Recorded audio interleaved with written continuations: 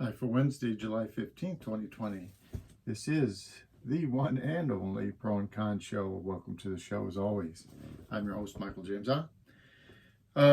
So the show, Pro and Con, good and bad, for and against. We all have to be better citizens. It takes some extra time and extra effort. I'm not talking about breaking our backs in the coal mine. Okay?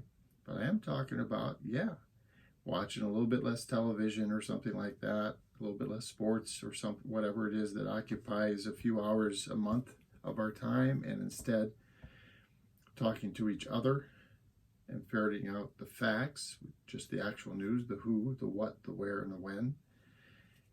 And trying to get to the bottom of these complex issues and hopefully committing to each other that we're going to spend some quality time doing that. Quality time talking back and forth between each other to see how we can get move forward together in a more constructive way. Now, one of the things today's show is called Yang Jobs, and so I'm going to talk about Andrew Yang for just a moment and jobs. But one of the things that happens universally today is that there is no fundamental discussion about some of these complex issues. Very little fundamental conversation about all of the pro and con, good and bad, for and against here, which takes hours and days. And instead, what happens is somebody picks something that they think people don't like, and then they champion. They write a bill. Yeah, look at me. Beat their chest. Okay, politicians. I did this. I wrote this bill. I wrote the damn bill. Okay. And Andrew Yang was one of these folks who did that. And he basically wanted to give $1,000 a month to every adult in America, I think. And my apologies if I have that wrong, Mr. Yang, but I think that's correct. And that was his, I would call, Band-Aid, his treatment of a symptom that there are fundamental things that were causing the issues, which is the loss of jobs, and applying that particular solution. I admit maybe that is ultimately the solution. I'm not saying that ultimately it's not the solution or part of the solution, but way too early in the grand scheme of things about this issue to promote that and say, here's the answer. It's because it's oversimplified. I strongly believe that it's oversimplified. Now, what he was getting at, and seems to be, at least as far as I can tell, he was absolutely correct about, is the issues with losing jobs.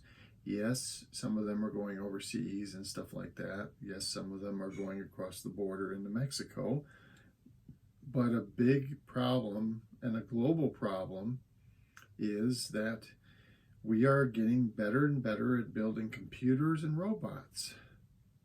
And the reality is, as we get better and better, and the databases and the artificial intelligence and stuff continues to grow and improve, many good jobs,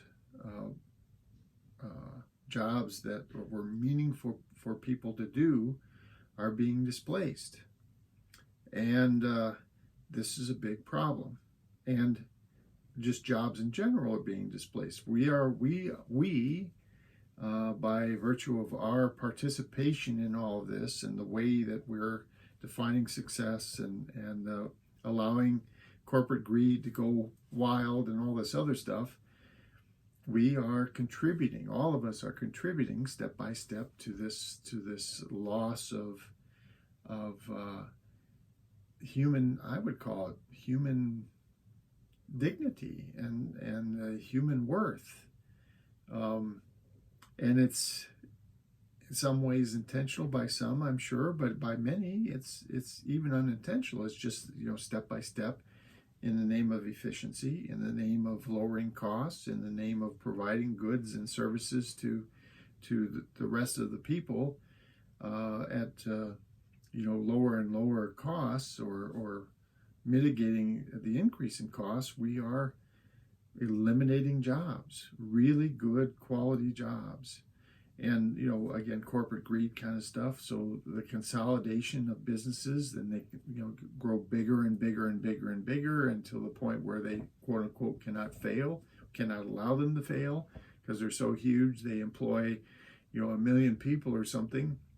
And so we're afraid of a big business that's employing 1 million people from going, having some kind of serious financial issue, because then they're going to end up throwing 500,000 people out of work or whatever. And that's a huge shock to the system. So the reason why I mentioned Mr. Yang is that at least to some degree, he has been pointing at all the stimulus stuff that we've been doing around the coronavirus problems and the recession/depression that it's causing, and pointing at that and saying, see, my programs that I was talking about, they weren't so expensive after all. You guys are throwing trillions of dollars at this, and my programs wouldn't have cost anywhere near that.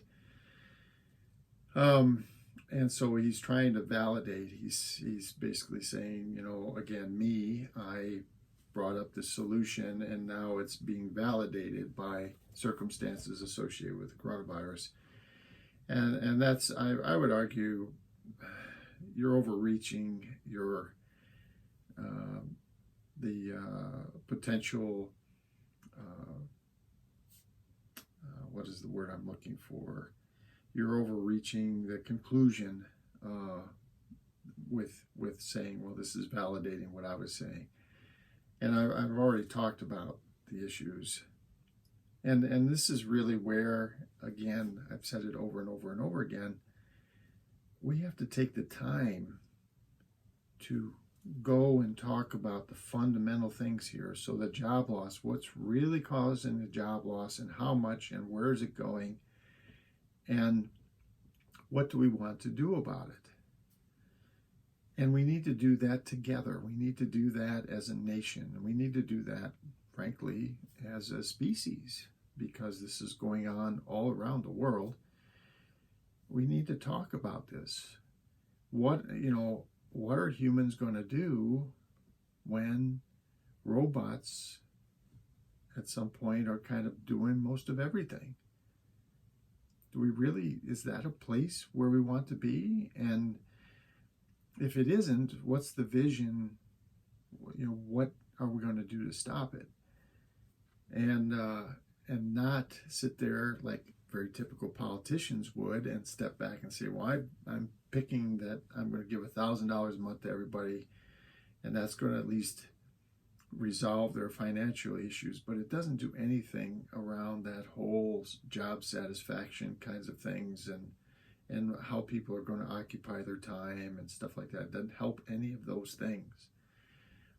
So again, I am not saying, Mr. Young, that or Yang, I'm sorry, Mr. Yang, that your idea isn't potentially part of a solution, or maybe in the end, maybe you have thought this through and you've done such a great job of it that it is the ultimate solution, but it doesn't feel that way to me.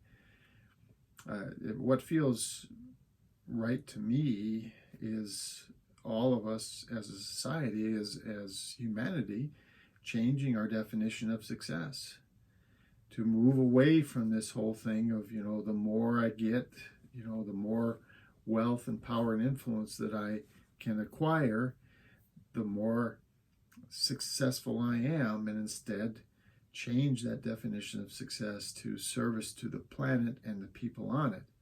And just think about how much, and I would offer to Mr. Yang and anyone else who are trying to think through this, just think if our board members on the various corporations around America, if they took on this different definition of success, where the employees were number one. And so instead of, issuing these annual reports and shareholder value, shareholder, money, money, money, shareholder, right? It would be employees, employee, employee, employee. What are we doing for the employees? Employees, and also for the shareholders, but employees. How many employees do we have? What is their financial situation? What is their ability to afford, health care, or, how does their financial situation sit amongst the cost of living in the areas in which they live, and all these kinds of things. How good are we doing for our employees? That's number one. And number two, shareholders. We got to stay in business and stuff like that, but stay in business for the employees. And then, yes, make some profit. But the definition of success, service to the planet. So how are we doing for the employees, and how are we doing on the environment?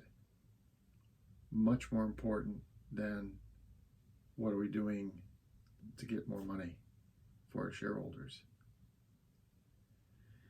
So I just put this out there, and again, I hope that some of these discussions provoke some thought amongst the folks that end up watching these videos. To step back, and certainly I have always been appreciative. People routinely every day when I'm having conversations with folks, they will say things that cause me to stop for a moment and think about what they've just said, and try to put that in the architecture, the context of things that I feel like I have already learned in the past. And with surprising results for me anyway, things change. And I've said in past videos, again, when I was a younger man, I'm kind of more so-called conservative leaning, and now these days a little bit more so-called liberal leaning, because of all of this additional information and experience that I've taken on in the decades in between those viewpoints. In any case, for the Pro and Con Show, my name is Michael James Ott, and until the next show, bye for now.